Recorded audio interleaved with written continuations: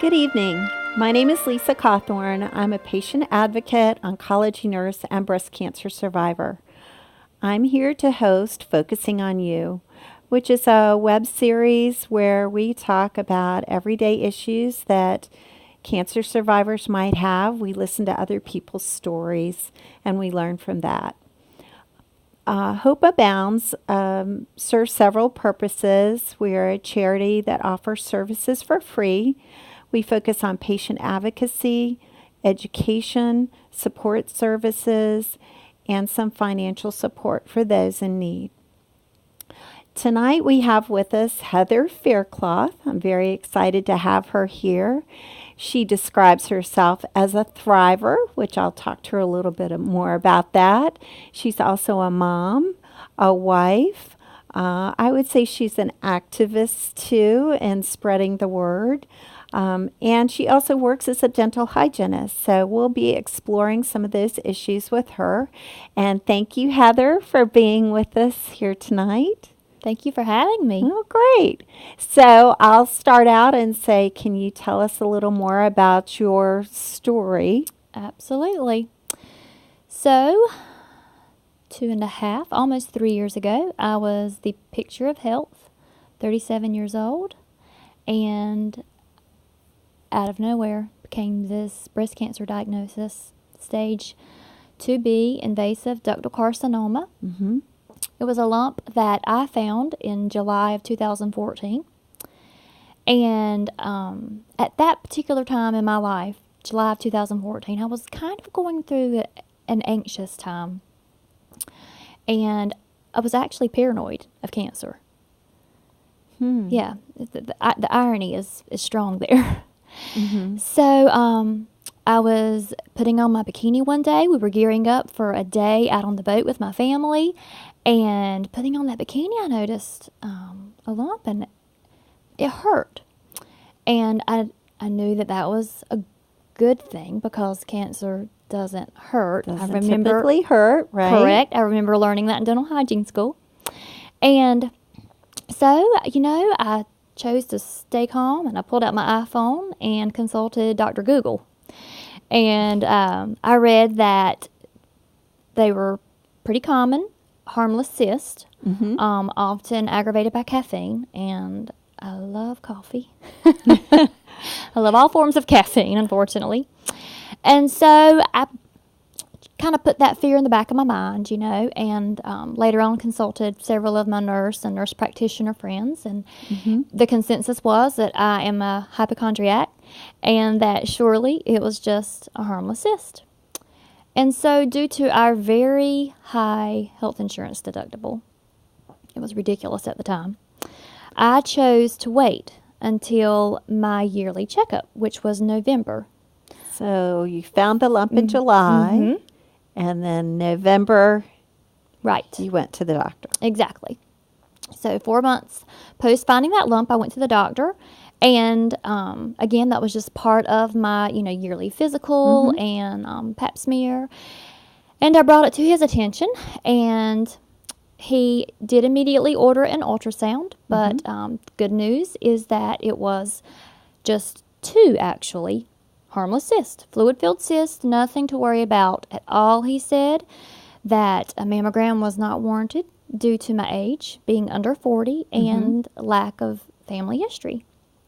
And the side note there is my paternal grandmother actually died from breast cancer, but she passed away at age 62, about a year post-diagnosis at age 61. So her being postmenopausal and being my paternal grandmother as well didn't make her fall into that family history category. So he had me cut my caffeine intake to 1 cup of coffee a day. And that was my only form of caffeine. So no Diet Coke, no, no unsweetened tea was my other vice.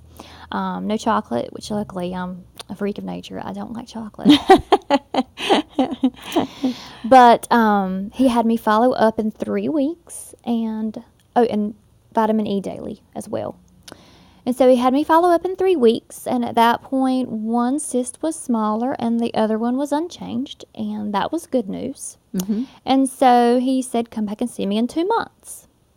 And I'll never forget these next words. He said, there is 0 chance that this is cancer. Okay. He said, don't even go there with your thinking. Okay. Yep. This is never cancer. 0 and never. Mm-hmm. Yep. So I truly chose, and I was battling some fear at that time in my life, 2013 and 2014. Mm-hmm.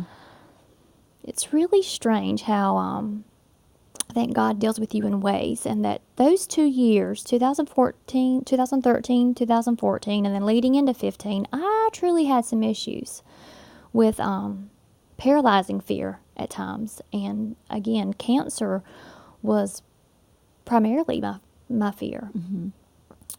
And I can't explain why. Well, I was going to ask you, could you point to why you just felt differently? Your emotions were different. Mm-hmm. So he said, come back in 2 months. Mm-hmm. And at the 2-month mark, we were in the middle of changing our health insurance plan to one with an even higher deductible. And so things weren't finalized at the time of my scheduled appointment.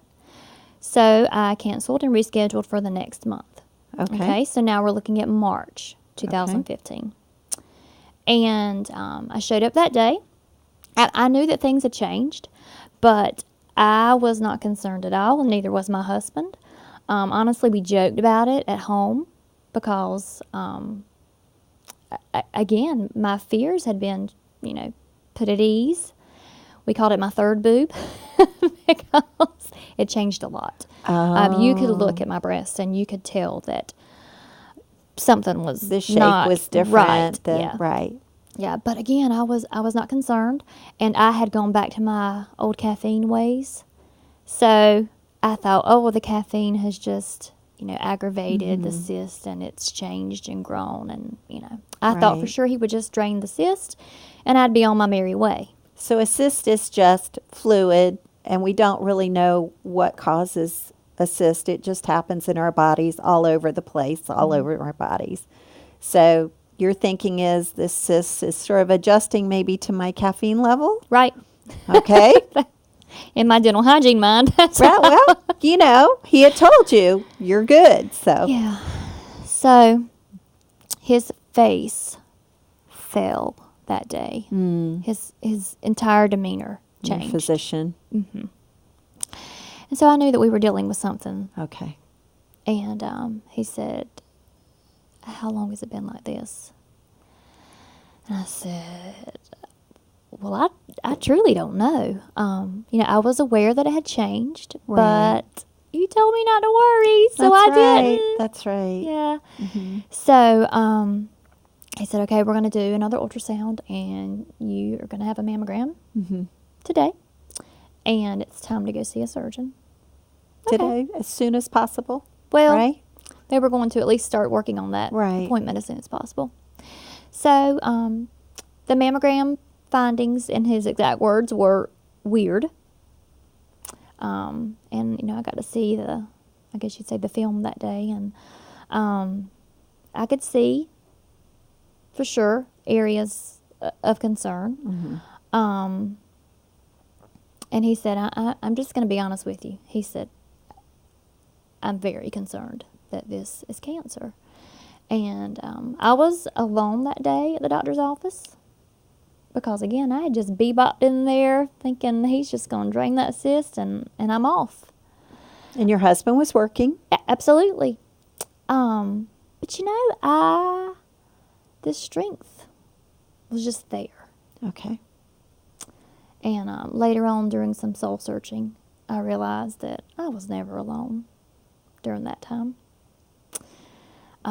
Maybe physically, but no way was I ever alone during my whole journey.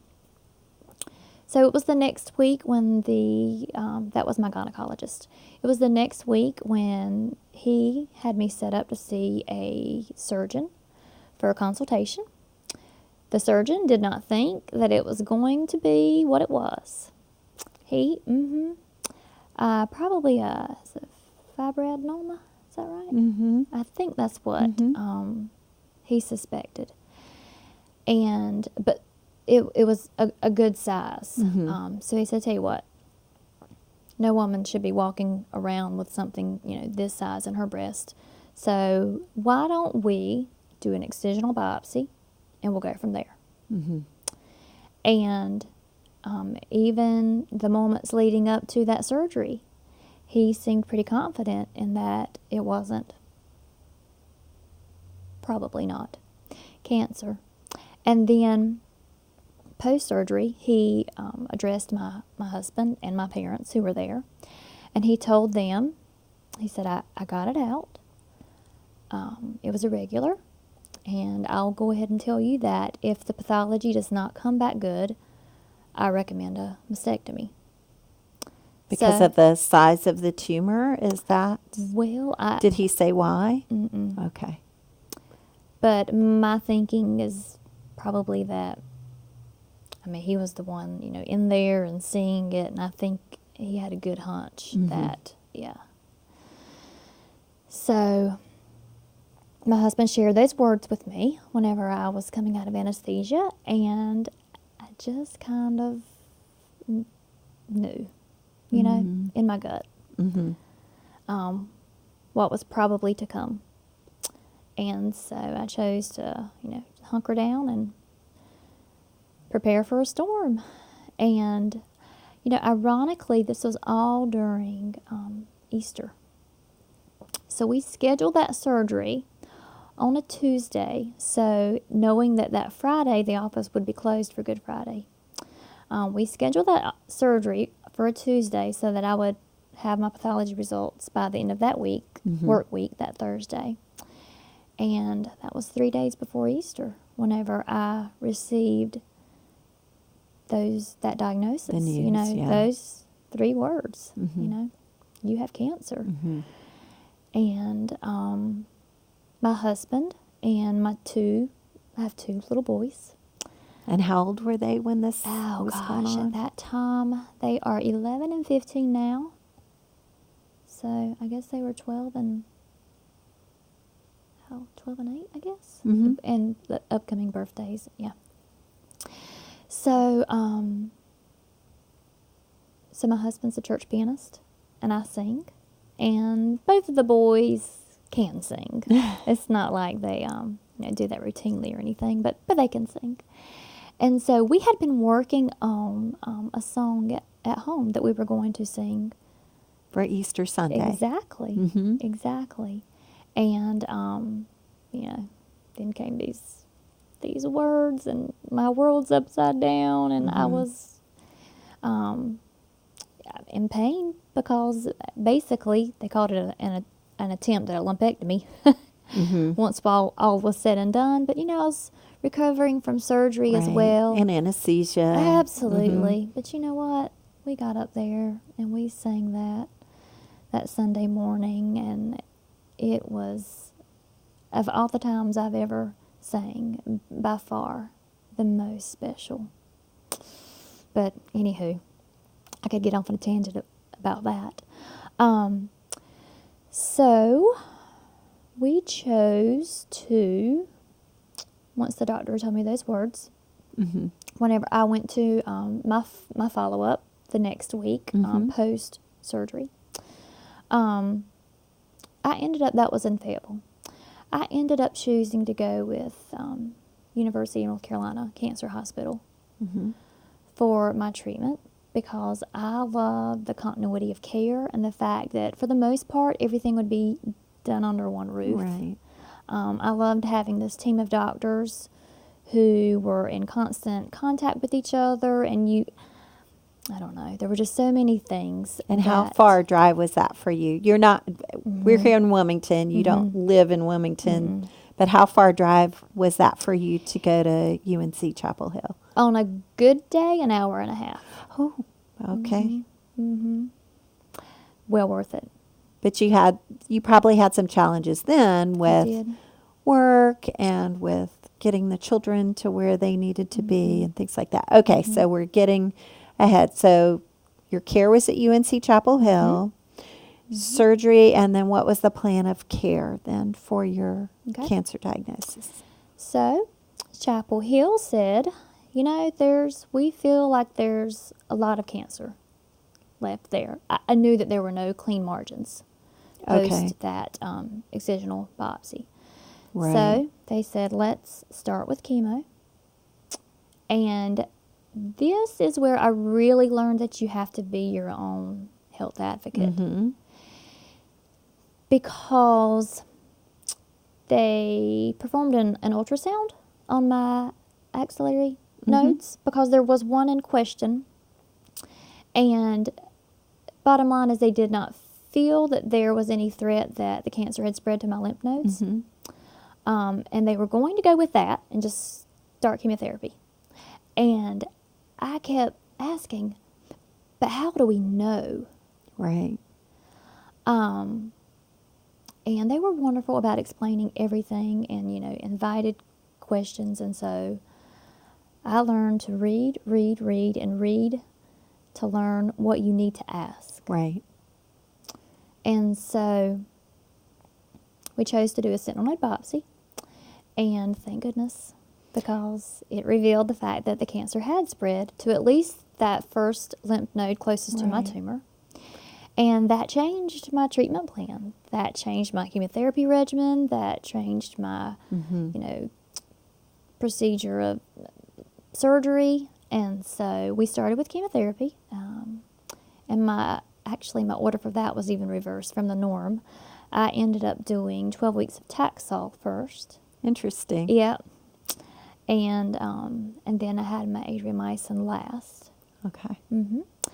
And that I finished chemo. I started it May 2015, and I ended September the 15th, 2015. Isn't that a date we always remember? Our last chemotherapy.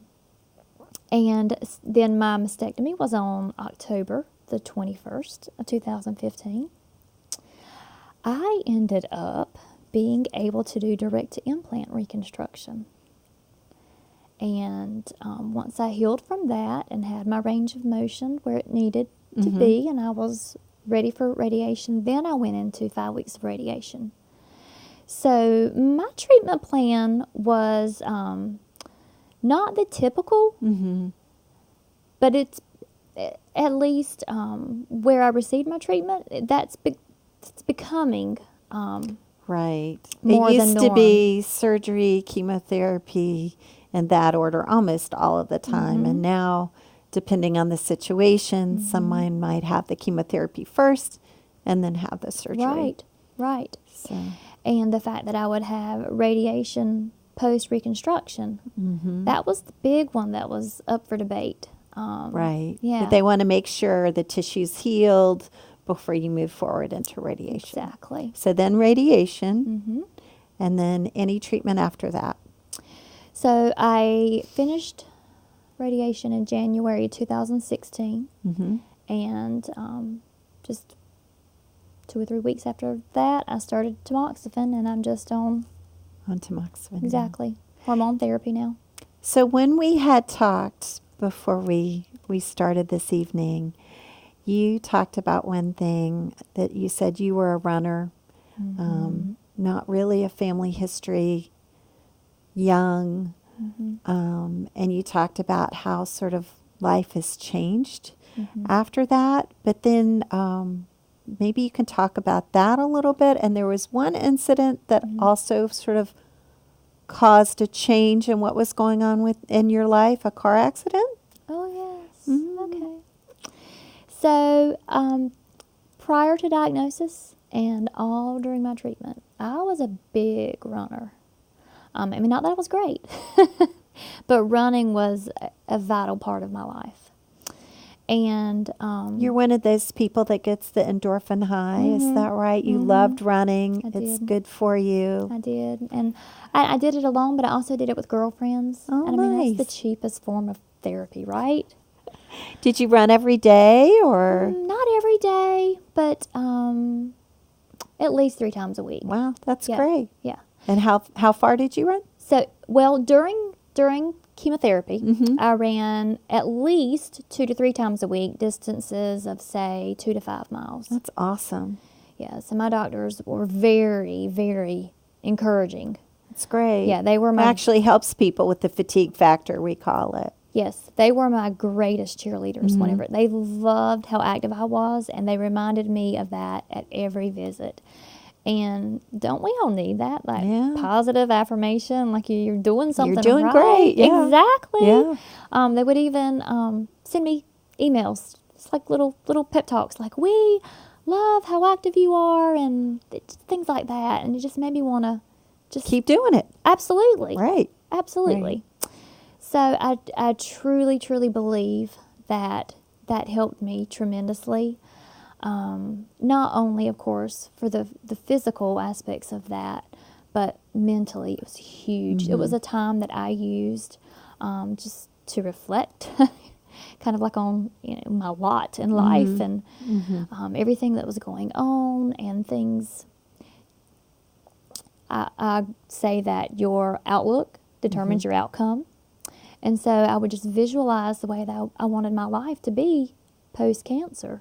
And I pictured that, and just, I'm a Christian, and I just talk with the Lord, heart-to-heart conversations during those times that I would jog, and when I'd get tired, walk. One thing that I remember this, that my doctor said, I loved this because I was concerned about overexerting myself, especially considering the portacath that was, in my chest. I called it my doorbell because I was really thin at the time. I'm actually 25 pounds heavier now than I was at my time of diagnosis. Wow.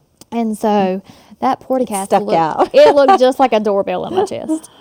And so I asked the doctor, I said, what are my physical limitations like? Can I run? Can I do this? Can I do that? And she said, when you don't feel like running, jog. And when you don't feel like jogging, walk. That's good advice. Yep. She said, and when you don't feel like walking, you put on your shoes and you go anyway. So that's what I did. And I'm telling you, I would recommend that to anyone, even if you don't feel like it. Right. Just get out there. Mentally and physically. Absolutely. But then you mentioned a little glitch in the whole running thing to me. What? As of recently, yes. Okay. Yeah, so you were running through therapy, and then what happened ran all recently? through therapy. I kind of got, I slowed my running greatly post reconstruction. Because you work so hard to get that reconstruction. And you didn't want to mess anything up. Exactly, exactly. And I started seeing some changes, which is going to happen post-radiation. But then the back of your mind goes, oh, did I cause that by the running? Right. Yeah. By my body. Yep. Jumping up and down. Exactly. So, and it just didn't feel the way that it used to feel. So, so I kind of slowed my roll, literally, on the running. Still loved it. I missed it, but I wasn't doing it regularly. And then, so talking about life changes. Okay. So talking about life changes is I actually became a Norwex consultant. Little plug there. In reading about environmental factors linked to cancer. And I know that it takes more than that to actually, lead to, a cancer diagnosis. But just in trying to read and learn all that I could about ways that I could prevent a recurrence and ways that I could help others to not land in the same shoes that I was wearing, I wanted to embrace a more chemical-free way of life. At least, harsh chemicals and my immediate environment. So I wanted to control things that went in and on my body. So I started looking at my diet and the things that that were in my environment on a daily basis. And so I came to Norwex. It's harsh chemical-free way to clean your home, and we have personal care products as well. And it's a home party business. And so on my way home from a party, I fell asleep at the wheel. Oh, no. Yes, this was April the 7th, I believe, 2017. Okay, so you're coming up on a year Yeah. that happened. Mm-hmm. So you're working full-time as a dental hygienist, and you're Doing that as well. also Yeah. that, and mom to 2 kids and Yes. wife, and you fell asleep and Burning the candle at both ends. right. Yeah. Yep. And I shattered my calcaneus, my left calcaneus. So. In your foot. Mm-hmm. Mm-hmm. So 3 months of no weight bearing activities. Oh boy. Had a little knee scooter. That was not fun. I bet that was fun at work. Well, and here's the thing. I've never appreciated working so much as when I got to return to work. Because with the way that my room is set up at work, and yes, you're primarily sitting as a dental hygienist, but you are up and out and about a lot as well. It's a go, go, go, go, go profession. And so I actually did not return to work until sometime in June. I mean, I missed a good 2 months of work. Wow. That was tough. So that was part of your identity too, and that's even more difficult. You've been through all this cancer treatment.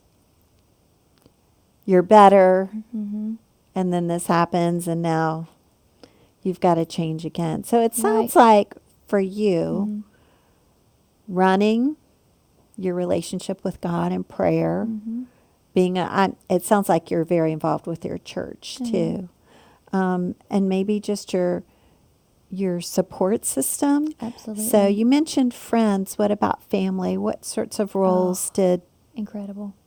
those folks play for you? So one of the greatest lessons that I learned through having cancer was to accept help.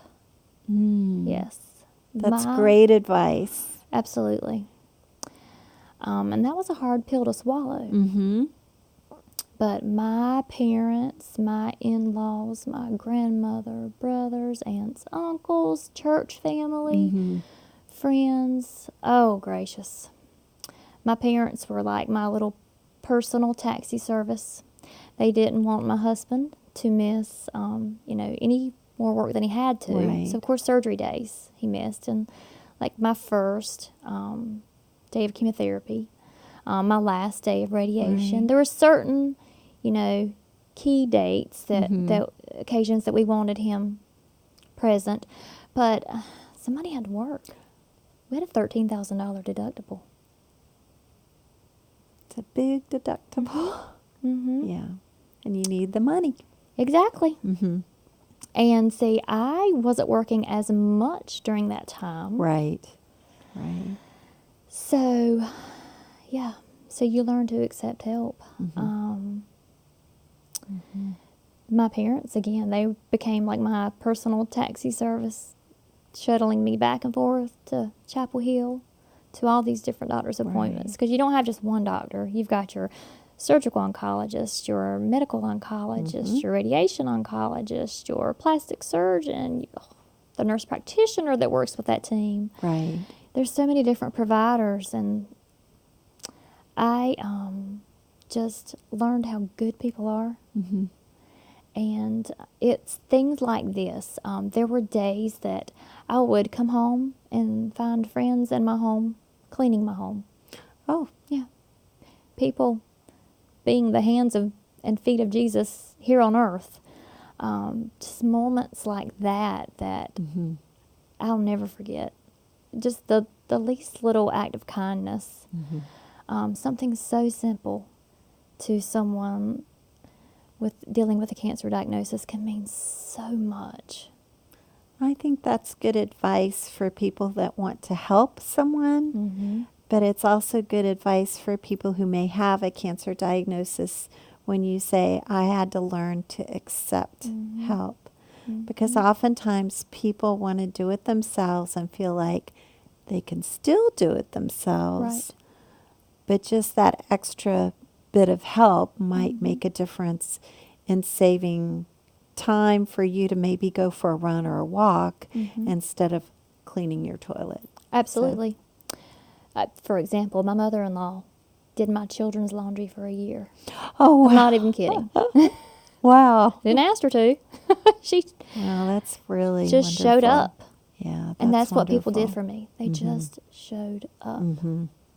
It was surreal.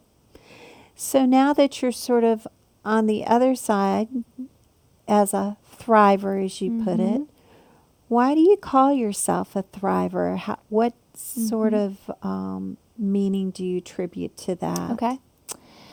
Because I don't necessarily like the word survivor. Okay. I feel like we are all surviving something. Mm-hmm. Have you read Robin Roberts' book?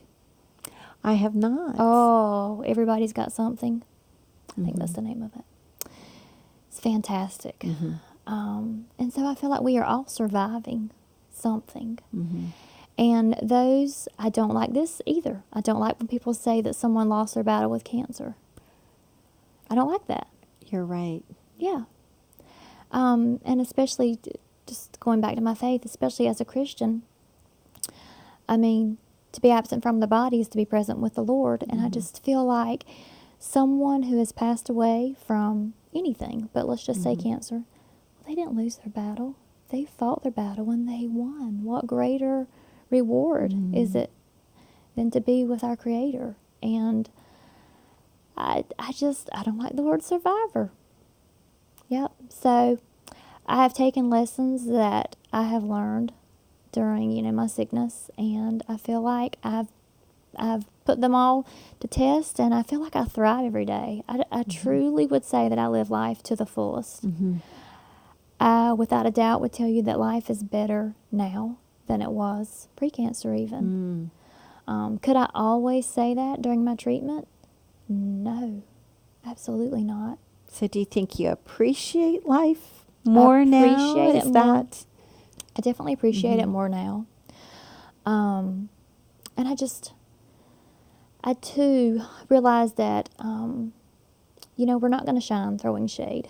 And so, We're not going to shine throwing shade. Okay. and we're called to be the light. And how can you do that if you're constantly putting all this negativity out there and venting? One argument that I remember was my husband and I, because on my Facebook and Instagram posts were also inspirational. And he would get so frustrated with me because at home I was crying. Oh. Especially initially. Right. When you're just adjusting. You don't 'Cause know the that's- plan. You don't know how that's- you're going to feel. Right. And is that not the hardest part? It is very difficult. I usually tell people after you know the plan, you feel better. Absolutely. Absolutely. The waiting is the hardest. And so he would get so frustrated with me because here I was just posting positive things, positive thoughts on Facebook and Instagram, my social media accounts.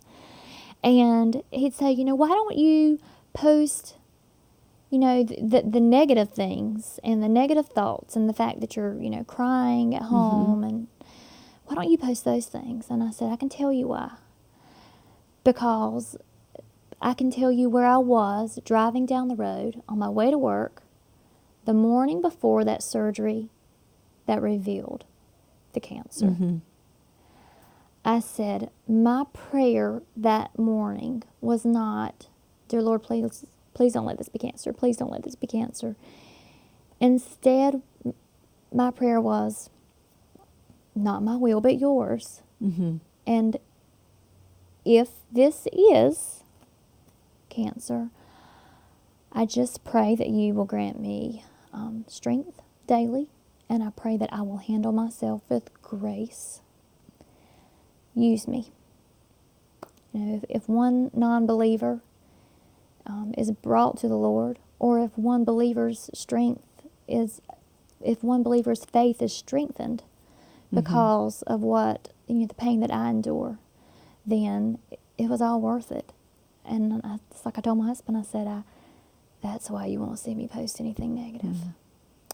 And I hope that's being genuine. I feel like it is, because I'm able to speak now and, give my testimony Right. publicly. And I absolutely include that whenever I speak of it, because I absolutely dealt with anger issues during and sadness. absolutely. And fear. Oh, yes.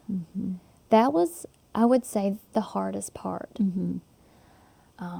Just trying to, and it was just like, as soon as I would think I would shake the anger and ready to start a new day, the enemy would taunt me with words of discouragement and bring it all back. And it was actually a friend of mine one day on the way to a chemotherapy appointment that really, I had my epiphany that day. She and I were just talking about things, and I was basically having one of these why me moments. Not necessarily why me, but why someone like me. Right. A working mother, wife, a good person, a doer. Why not some low-life person who was not contributing to society? There's just, I could go on and on describing the kind of person that I didn't understand why it didn't happen to a person like that. And she looked at me and she said, I think I know why. She said, because you will be healed and you will bring him the glory. And I'm telling you, those words changed my thinking altogether. She made you a representative Yes. of something bigger Yeah. than just your journey. Yeah. She said, he wouldn't get the glory from a non-believer. And it changed everything for me. And so, sure, we still have our pity party moments at times, right? But just got to keep putting one foot in front of the other. Focus on the good. Let go of the bad. That's right. Allow yourself to have bad days. But just keep your chin up. So, it sounds like you advocated for yourself. You exercised.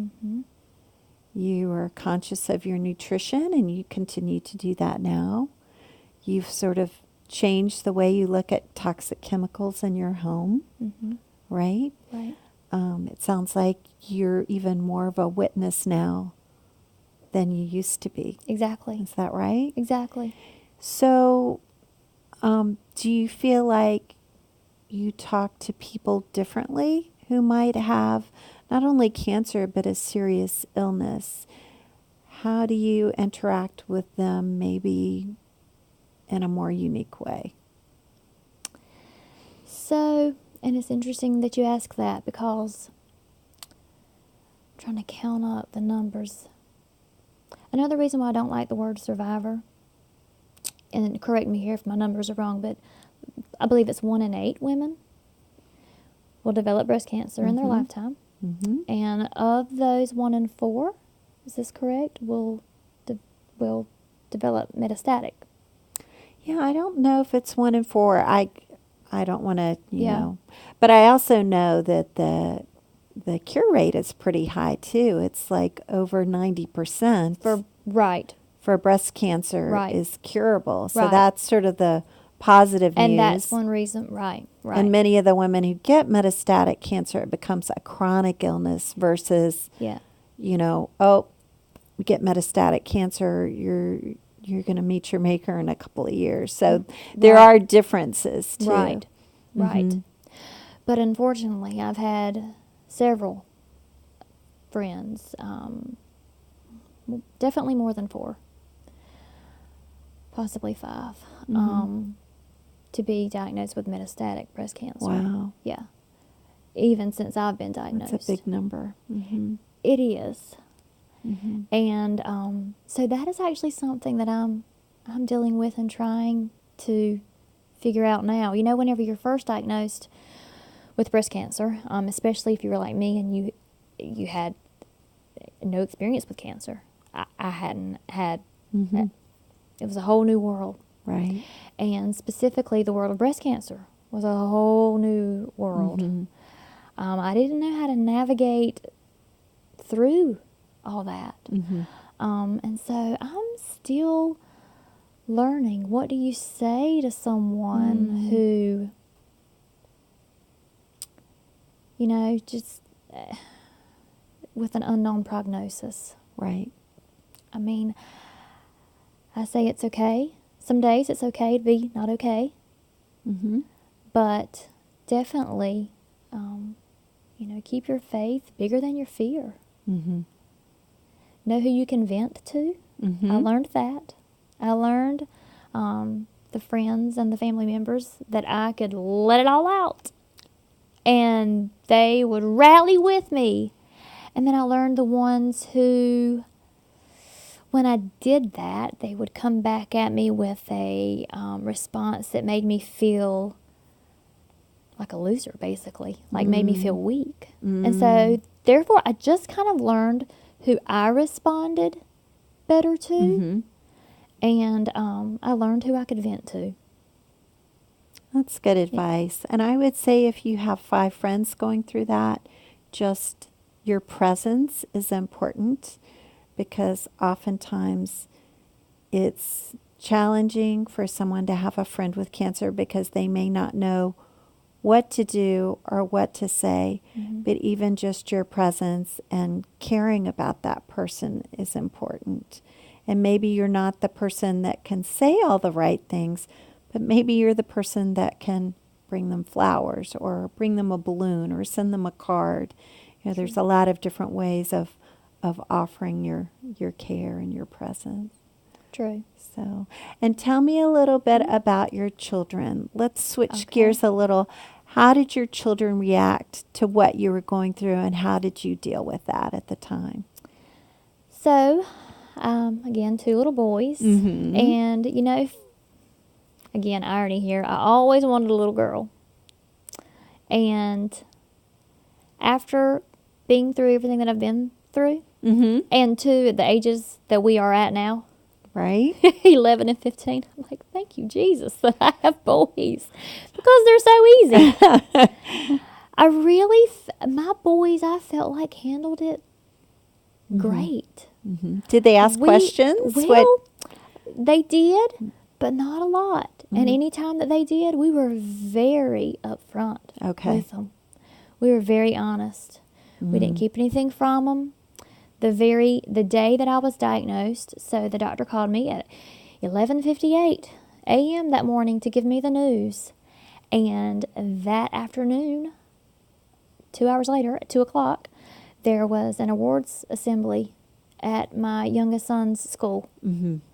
And so, after hearing those words, I had to put on my face, fix my hair. Put on your mom face. Exactly. And I was just a few days post-surgery, so there was a surgical drain and trying to hide that in my clothes and, trying to get myself ready to go to this awards ceremony. And yes, you got to put on your brave face. And, I called my husband and my parents, of course, gave them the news. And then I had to show up at the school. And nothing had happened in my life, because no one even knew that I had surgery. Right. Yeah. And I forget where I was going with that, but it was important to you as a mom. Yes. So probably to go to that assembly. As soon as I got there, that's where I was going with that. As soon as I got there, my first cousin, she came up to me and she's like, "Hey, how are you?" And she just gave me this knowing look. And I said, "Do you know something?" She said, "Yeah." Oh. I said, "Okay." I said, "I'll tell you what. Thank you." I could feel the love in her eyes. I said, "Thank you. And if you will, just don't tell anybody yet, because the boys don't know yet. They will find out tonight. And, of course, I wanted it to come from us." And so we sat them down that night, said, hey, Mommy's got breast cancer, and everything is going to be fine. And, there's going to be a lot of changes in the months to come, but we just want you to know that everything will be okay. And it was. Yeah. Good. Well, I think, although it may be hard at times to do the same mom things that you did before, it's also important to you to feel like you're still doing the mom things, and it's important for the kids to see that. Yeah. Sometimes you might have to alter a plan and watch a movie with them instead of going outside and kicking a soccer ball or playing baseball, but those are all ways for them to see that their mom is still an important part of their lives. And So- interesting that you say that, because our happy place in the summer is on our boat. Oh. Yes. We have a condo in the North Myrtle Beach area. Uh-huh. And that we have it's a little community there. There are about 7 families. And we just spend our summers together down there on our boats. Oh, nice. Yes. And so I was determined to not miss one single weekend on that boat. Not one boat trip. No. And I didn't. We actually planned my chemotherapy day of the week, because my medical oncologist was in clinic just, Tuesdays and Fridays were her days. And so Tuesday would be my chemo day, so that even once By Friday, you were feeling a little better? Absolutely. And Saturday, I was on the boat all day long. So that helped you. That was mentally. And it helped my kids. I Right. truly feel like it did, because they saw that. I mean, that was our happy place again. Right. That was something that we did together and had done together for years, and it was we were all passionate about it, and I did not dare want to take that from them and from us. And so, and how do they react now that you're through everything? Do they ever mention anything and say, oh, Mom, I remember when you didn't have hair? Or do they say anything like that? So I love this, what my youngest son said at the time when I had just finished chemo, and I had like 3 hairs on my head. He said, oh, Mom, you should take up swimming, because with hair like that, or be it no hair, he's like, you'd be like aerodynamic. So he kind of... Oh, yeah. We totally tried to make light of it the best we could. And, yeah, lots of laughter. Good. When you could put it in. Good.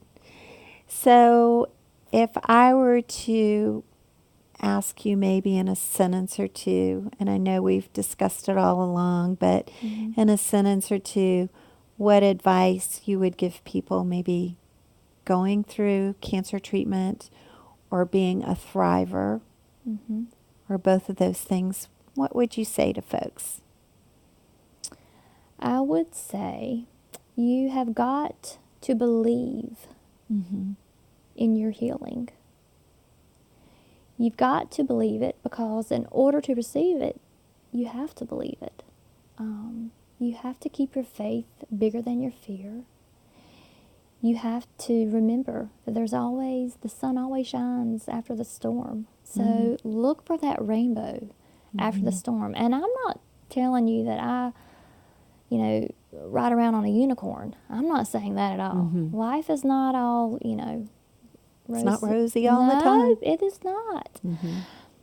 But grant yourself the grace to pout and get it out when you need to. But just know that better days are coming. And just be a light. Well, Heather, you are definitely a light, and I think you have really provided, through your story, hope for other people. And we really appreciate that here at Hope Abounds. Thank you. Thank you for coming. So I want to tell everyone that's listening, you can see this program again next week. It'll be recorded, so you'll see it next week. You can go to the Hope Abounds app. You can also find it at our website, which is hopeabounds.org, and also on Roku. I also want to mention for anybody in the Wilmington area that on February 1st, there will be a cancer forum. And again, you can go on our website and it will be talking about the genetics and family connection of cancer. As Heather said, not everybody has that, but for some cancers, that is an issue, and it's something that's important for all of us to know. So I thank you all for joining us this evening, and thank you so much, Heather. Thank you.